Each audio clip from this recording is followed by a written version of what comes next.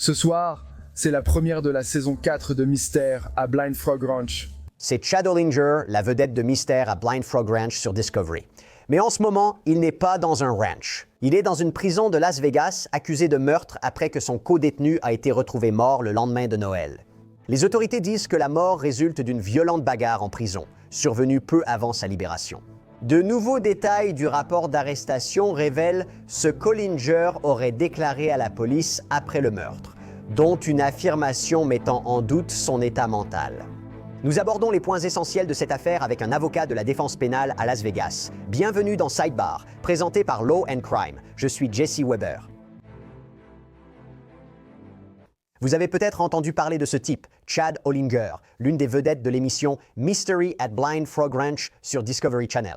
Selon la police métropolitaine de Las Vegas, il était détenu en prison pour outrage au tribunal. Et puis, juste un jour après Noël, des gardiens, apparemment lors d'une ronde de routine, ont trouvé son codétenu, Christopher Kelly, âgé de 42 ans, allongé sans bouger sur le sol de la cellule, mort de ce que la police qualifie de blessures apparentes causées par un objet contondant.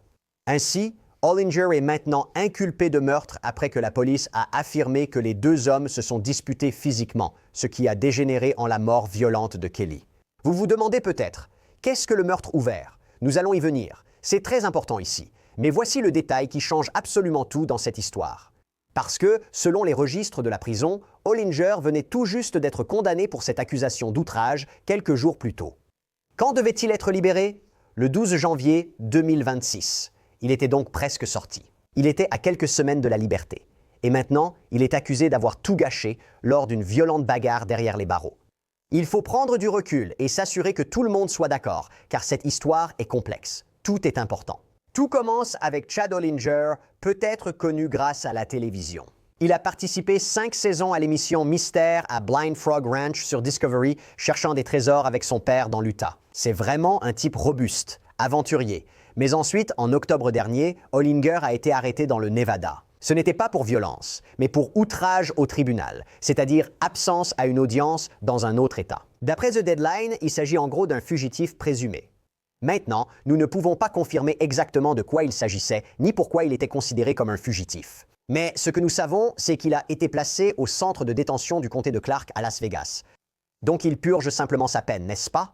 Un juge l'a condamné le 18 décembre pour ce chef d'outrage au tribunal. Les documents montrent qu'il devait être libéré le 12 janvier 2026. Il lui reste moins de 3 semaines à purger. Et puis, dans la nuit du 26 décembre, donc le lendemain de Noël, les agents pénitentiaires faisaient leur ronde habituelle. En fait, selon Fox 5 Vegas, ils ont examiné un rapport d'arrestation, dont nous allons parler davantage dans un instant, et il semblerait qu'il indiquait qu'un agent faisait la tournée des médicaments. Ils voient un homme, plus tard identifié comme Kelly, allongé immobile dans la cellule. Ils entrent et découvrent, d'après les rapports, de graves blessures causées par un objet contondant. Apparemment, il y a du sang sur son visage, ils essaient de le sauver, mais il est trop tard. Il est déclaré mort sur place dans la cellule, et la seule autre personne dans cette cellule, c'est Chad Hollinger. Alors, la police de Las Vegas est appelée. Hollinger aurait déclaré d'ailleurs que Kelly ne se sentait pas bien, selon Fox 5.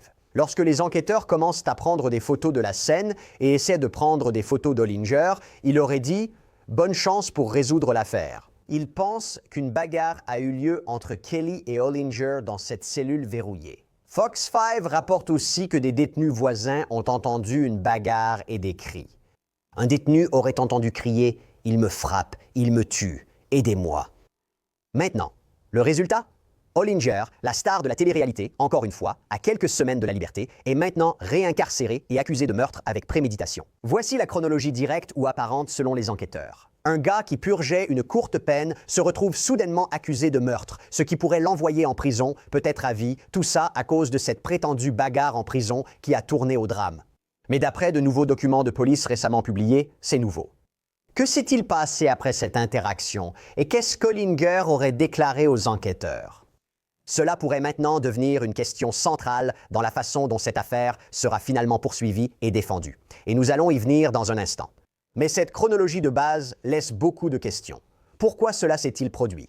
Qu'est-ce qui a déclenché cela? Comment un homme attendant impatiemment sa libération se retrouve-t-il impliqué dans une bagarre si violente qu'elle cause la mort d'un autre? Eh bien, avec un rapport d'arrestation qui se précise, nous apprenons comment Hollinger lui-même aurait expliqué ce qui s'est passé et pourquoi il dit avoir fait ce qu'il aurait fait. Très bien. Alors pour nous aider à essayer de répondre à certaines de ces questions, je voudrais inviter un invité spécial, l'avocat de la défense pénale de Las Vegas, Michael Trojano. Michael, merci beaucoup pour ton temps. J'apprécie. Meurtre ouvert n'existe pas partout. C'est une accusation intéressante pour notre public. Que signifie-t-elle concrètement? Quelle est la stratégie pour un procureur d'inculper pour meurtre ouvert? En général, lorsqu'une personne est accusée d'homicide dans le Nevada, le parquet va inculper pour meurtre ouvert, comme vous l'avez mentionné. Cela leur donne une marge de manœuvre pendant tout le procès, y compris lors des plaidoiries, pour plaider divers degrés de meurtre. Donc, nous avons le meurtre au premier degré, nous avons le meurtre au deuxième degré ici dans l'État du Nevada, puis nous avons l'homicide volontaire, et ensuite nous avons l'homicide involontaire. Donc ce sont généralement les options sur lesquelles les arguments seront basés, et cela leur donne la liberté de mener l'affaire comme ils le souhaitent. Permettez-moi de clarifier cela. Êtes-vous en train de dire qu'ils n'ont pas à, avant le procès, lorsqu'ils présentent devant un jury, préciser qu'il s'agit d'un degré spécifique de meurtre? Ils proposent des options et, lors des délibérations, le jury choisit celle qu'il juge correcte? Oui, je veux dire, ils peuvent inculper chacun de ces chefs individuellement, et ensuite c'est à eux de faire cet argument précis. Ils prétendent donc que c'est un meurtre au premier degré, intentionnel, prémédité et malveillant. Et la défense, de l'autre côté, dit non, c'était un homicide volontaire. C'était un crime commis sous le coup de la passion, sur le moment. Et cela peut être débattu jusqu'au plaidoirie finale. Absolument. Cela complique-t-il le travail d'un avocat de la défense? Je veux dire, normalement, vous savez, dans d'autres États, quand on connaît le degré, on connaît l'argument, les avocats de la défense peuvent dire que les procureurs n'ont pas rempli ces éléments, mais quand on a toute cette gamme de meurtres ouverts, est-ce que c'est plus difficile à défendre? Je veux dire, bien sûr, dans un monde parfait, j'aimerais n'avoir qu'une seule allégation précise et me concentrer là-dessus. Je ne vois pas cela négativement, mais comme la construction de notre argumentation. Que ce soit une défense totale, non coupable, ou qu'il ne l'ait pas fait, ou qu'il se soit mis à tromper de personne. Évidemment, ce sont des types de défense complètement différents, en dehors du fait de discuter de l'absence d'éléments. Et oui, j'ai eu des affaires où l'État a plaidé pour un meurtre au premier degré et nous avons plaidé la légitime défense. L'identité du responsable ne faisait aucun doute. C'était mon client, mais la loi le justifiait totalement. Il est essentiel de discuter avec votre client des faits, des preuves et de la façon de paraître crédible devant le jury pour présenter cela efficacement. Parce que vous pourriez avoir un client qui affirme qu'il s'agit d'une légitime défense totale alors qu'aucune preuve ne le confirme. Dites-leur, par exemple, on peut prendre cette voie. Si nous perdons notre crédibilité devant le jury, l'État demandera un meurtre au premier degré selon les preuves. On aurait peut-être plus de chances, entre guillemets, de couper la poire en deux, si vous voulez, et de plaider l'homicide volontaire, en disant que, oui, vous n'étiez pas entièrement justifié dans cet homicide selon ces faits. Mais ce n'était pas prémédité. Il y avait une sorte de coup de sang, ce qui, à ce moment-là, vous expose beaucoup moins à une peine de prison. Maintenant, avant d'aller plus loin, il y a de nouvelles informations provenant d'un rapport d'arrestation qui vient d'être rapporté par Fox 5 à Las Vegas dont nous devons parler, car cela ajoute une nouvelle dimension potentielle majeure à cette affaire. Donc, selon ce document, la police dit qu'Hollinger leur a déclaré qu'il possède ce qu'il décrit comme une capacité surnaturelle à lire les gens, que cette capacité lui a indiqué que son codétenu, Christopher Kelly, était un prédateur. Voilà les allégations. Le rapport affirme qu'Hollinger a dit à la police, je cite, « Si je sais quelque chose de mauvais sur quelqu'un, je m'en occupe. » Et il a déclaré qu'il se sentait, je cite, « responsable d'identifier les prédateurs. » Même si, selon la police, il a admis qu'il n'avait aucune preuve réelle que Kelly était un pédophile d'une quelconque manière. Il aurait dit aux enquêteurs que le meurtre était spontané, non prémédité. Il a dit que lorsqu'il commence à, je cite, « savoir des choses », quelque chose craque en lui. La police dit qu'il leur a affirmé n'avoir rien ressenti et se moquer de finir en prison à vie. Ce seraient ses seules déclarations. Selon Fox 5, il a aussi déclaré souffrir de perte de mémoire due à un traumatisme passé, mais il ne se rappelle pas de certains faits. Il a confirmé n'avoir aucune maladie mentale, ne prendre aucun médicament et n'avoir jamais eu de diagnostic de perte de mémoire. Il affirme aussi ne consommer ni drogue ni alcool. Il semblait donc indiquer qu'il avait dû faire quelque chose à Kelly qui était assez traumatisant pour qu'il ne se souvienne pas exactement de ce qui s'était passé. Michael, c'est beaucoup à digérer d'un point de vue de la défense. Qu'est-ce qu'on doit en penser? T'as raison, il y a beaucoup à voir, mais on va tout analyser ensemble. Honnêtement, je ne connais pas ce type. Je ne connaissais pas l'émission à laquelle il participait avant que vous me contactiez. En voyant ces photos, même si on ne juge pas un livre à sa couverture, il semblait clairement instable. Je ne sais pas. Peut-être qu'il est super calme dans l'émission. Le concept de l'émission était intéressant et étrange, comme explorer des grottes pour chercher de l'or.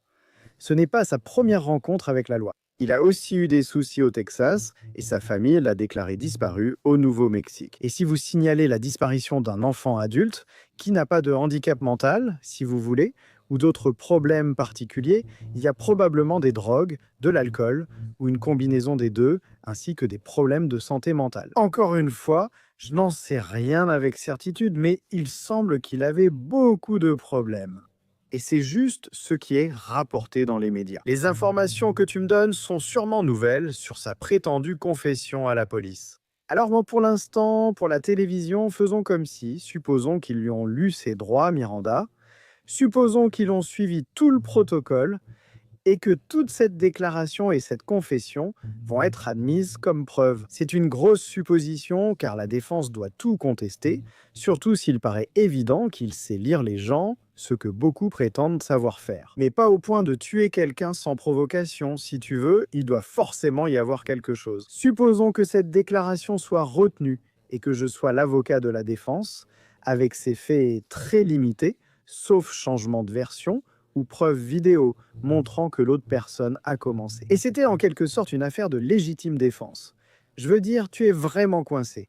On parle soit d'un non-lieu pour cause d'aliénation mentale, ce qui reste une charge extrêmement difficile à surmonter. C'est arrivé récemment. Je connais au moins une affaire. Le bureau de la police du comté de Clark a eu beaucoup de succès et a obtenu cela. Mais quand j'ai eu des affaires de meurtre et que des clients ou leurs familles m'ont sollicité, certains pensent que le verdict de non-culpabilité pour folie permet d'éviter la prison gratuitement. Ce n'est pas vrai. Oui, félicitations, vous n'êtes pas coupable, mais c'est encore pour folie, donc vous n'irez pas en prison. Ici, au département des services correctionnels du Nevada, on vous envoie dans un établissement de santé mentale. Et croyez-moi, si c'est au point où vous pouvez convaincre un jury de 12 personnes que vous n'êtes pas coupable pour cause de folie, vous allez rester dans cet établissement de santé mentale pendant extrêmement longtemps, peut-être toute votre vie, donc il y a cet aspect-là. Et puis, vous avez aussi la possibilité d'être reconnu coupable ou de plaider coupable, mais en étant déclaré mentalement incompétent ou déficient mental,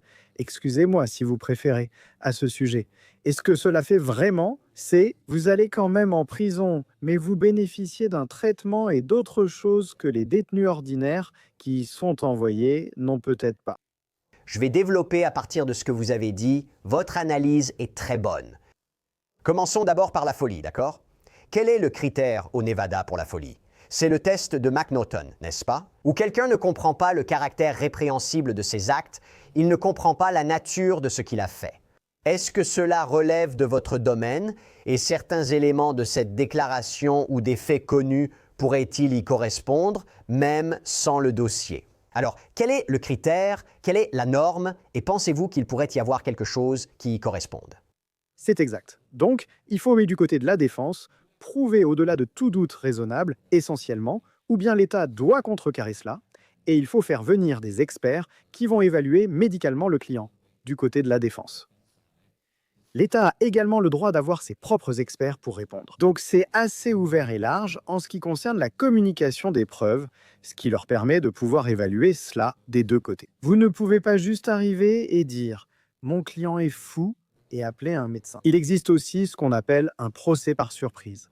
Les deux parties échangent alors tous ces rapports. Vous avez essentiellement demandé s'ils comprennent et apprécient leur acte, et si ce comportement était mauvais. Et juste parce que vous avez une pensée ou un sentiment que quelqu'un est mauvais, et on dirait qu'il a un peu faussé cette norme, si vous voulez. Parce que si je comprends bien vos propos, il dit qu'il connaissait cette personne ou pouvait bien la cerner, et donc il a estimé que c'était son devoir de le tuer.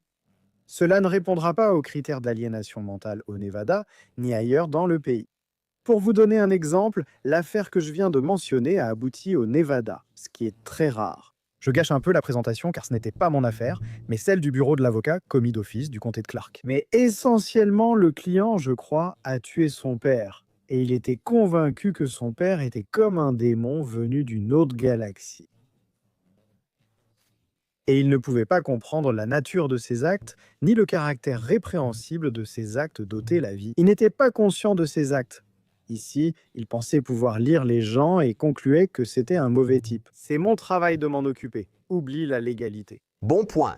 C'est un exemple classique en fac de droit. Tu ne réalises pas que tu tues un humain d'une certaine façon, non? Je veux dire, peu importe la raison pour laquelle tu tues sciemment ou intentionnellement une autre personne comme ça n'a pas d'importance pour la défense pour cause de folie. Mais je vais te demander, il y a des questions de savoir si cela ne constitue pas une défense pour cause de folie, mais que l'état mental de l'accusé peut affecter l'intention, peut affecter les éléments du meurtre au premier degré ou au deuxième degré. Oui, n'y a-t-il pas des moments où la santé mentale, l'état mental, peut influencer si quelqu'un est réellement accusé du crime le plus grave ou si cela peut être requalifié, disons, en meurtre au second degré ou en homicide involontaire? Non? Bien sûr, comme tu l'as dit, on a commencé avec un meurtre ouvert, donc ils seront accusés de tout. Et ensuite, ce sera au procureur, en fonction des preuves et du déroulement du procès, de décider ce qu'il veut plaider lors des plaidoiries finales. Et ce genre de déficience mentale va être mis en avant des deux côtés.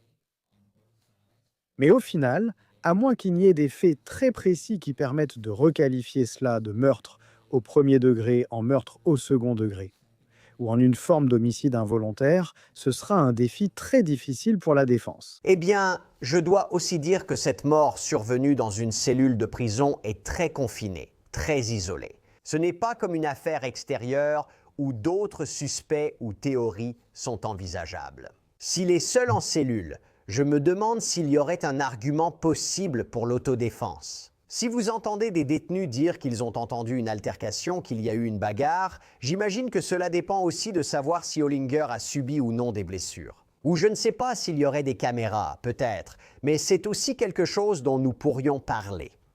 La prison est fortement équipée de caméras, mais je ne serais pas surpris que, selon l'endroit précis, comme dans la cellule ou selon la cellule en question, il n'y ait pas d'enregistrement vidéo. À ce stade, même s'il est tôt, nous saurions probablement si cela avait été filmé ou enregistré. Je pense que l'un des points que tu as soulevés a beaucoup de sens. S'il y a des témoins indépendants et généralement d'autres gardiens ou d'autres codétenus, qui sont soit dans la cellule et ont été témoins directs, soit étaient dans le couloir et ont entendu une sorte de lutte ou de dispute ou quoi que ce soit d'autre. La défense aurait intérêt à examiner cela, car c'est un scénario classique. Écoutez, oubliez ce que mon client a dit, ça n'a aucun sens. Oubliez tout ça. Nous avons Billy, Tom et Jim juste ici dans la cellule d'à côté. Ils ont entendu la victime crier « Je vais te tuer si tu ne quittes pas ma chaise, si tu ne fais pas ceci, peu importe ce que c'est », et ensuite la bagarre a éclaté. Avec ce type de témoignage et de preuves, il est plus probable d'obtenir un homicide volontaire ou un verdict de non-culpabilité pour légitime défense. Et, au fait, juste une chose avant qu'on continue, l'idée que ce type allait être libéré si tôt et qu'il se retrouve maintenant impliqué dans une affaire de meurtre, n'est-ce pas? Je veux dire, est-ce que cet aspect, du point de vue de la défense, ne dit pas « Et, vous savez, ça en dit long sur son état mental. Ça montre bien s'il l'aurait fait ou non, c'est ce qui est étrange. » Il allait être libéré pour une accusation d'outrage au tribunal. Et maintenant, potentiellement, il pourrait passer le reste de sa vie en prison. Est-ce que ça entre en ligne de compte? Bien sûr, on ne va pas éviter la question de la santé mentale ici. Il y a clairement un problème de santé mentale. Et qu'il y ait des gens qui sont fans de l'émission et qui ont réellement eu la possibilité de le regarder. Et qui ont ressenti cette impression venant de lui, si tu veux. Ou bien, d'après ce que nous savons au début, ce qu'il a dit à la police. Et puis, en ajoutant ce que tu dis maintenant, c'est comme « Écoute, personne ne veut être en prison. » Tu sais, je dis toujours ça à mes clients. Ce n'est pas un endroit agréable où être. Mais en même temps, s'il y a de la lumière au bout du tunnel. Et tu as dit, il lui restait quelques semaines, même pas des semaines. En fait, à ce stade, oui, à peine 2 semaines au moment où on enregistre ici, qu'il devait être libéré pour une accusation de mépris non grave, et il se retrouve dans ce genre d'altercation. Ne te méprends pas. Les prisons sont des endroits dangereux. Mais il y a une différence significative, du moins ici au Nevada, entre les dangers du centre de détention du comté de Clark et la prison. Même si c'est dangereux, je ne voudrais pas y être pour être clair. Et aller à la prison d'État de High Desert. Et donc se mettre dans cette position, on parle peu de meurtre au centre de détention, contrairement à la violence extrême à High Desert, et dans d'autres établissements du département des corrections du Nevada, où les détenus restent souvent des décennies. Je veux revenir sur quelque chose, donc j'aimerais avoir ton avis là-dessus. Donc Hollinger n'était pas un détenu ordinaire, mais une personnalité télévisée. Cette émission véhicule une image très particulière. Selon le profil de Discovery Channel, ce n'est pas un simple individu, mais une entreprise familiale. Donc son père, pour situer, Dwayne Hollinger est la figure centrale. La chaîne dit qu'il a fait fortune en tant qu'entrepreneur pétrolier à haut risque à Amarillo, au Texas. Il a vendu son entreprise, a tout investi dans cette opération minière risquée d'or dans l'Utah, le Blind Frog Ranch. Et tout le concept de l'émission, c'est cette grande aventure presque mythique. Dwayne est apparemment convaincu qu'il y a un célèbre trésor perdu caché dans les cavernes sous la propriété. Chad, le fils, est décrit comme un casse-cou intrépide et endurant, explorant grottes étroites et cavernes sous-marines pour tout découvrir. C'est une histoire de famille, une histoire de fortune, d'esprit de pionnier. Je me demande si cette affaire ira jusqu'à un procès.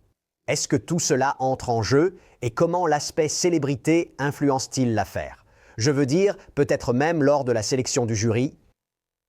Oui, d'ailleurs, c'est la première chose à laquelle j'ai pensé.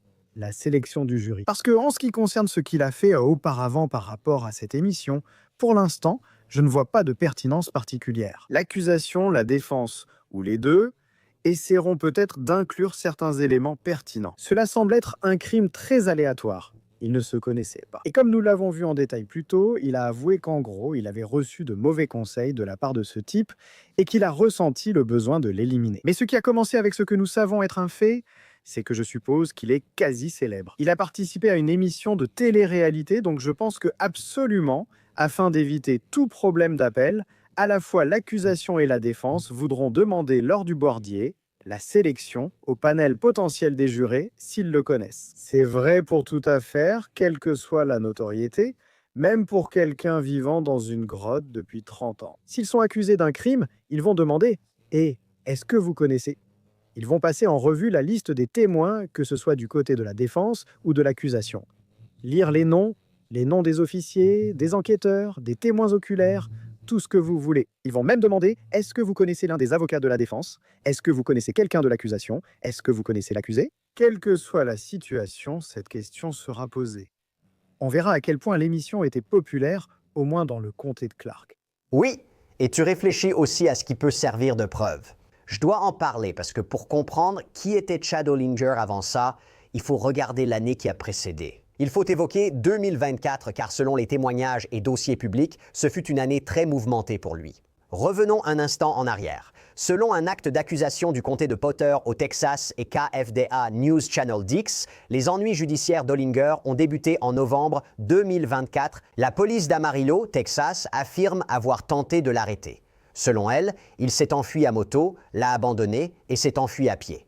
Ensuite, il a été arrêté plus tard. Il a été inculpé pour avoir tenté d'échapper à une arrestation. Un grand jury l'a mis en accusation pour ce chef d'accusation en janvier 2025. En février, les registres de la prison du comté de Gray, Texas, montrent qu'il a été incarcéré pour conduite avec un permis invalide. Puis, les choses sont devenues encore plus étranges cet été. C'est ce dont nous avons parlé auparavant en juillet, selon un rapport, comme ceux de WAFB et KMR, KCIT News et les dossiers de la police. La propre famille d'Hollinger a signalé sa disparition au Nouveau-Mexique.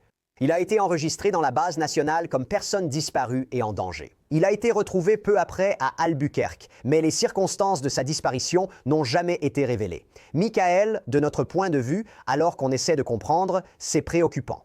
Mais concernant l'affaire judiciaire, tout cela est-il pris en compte?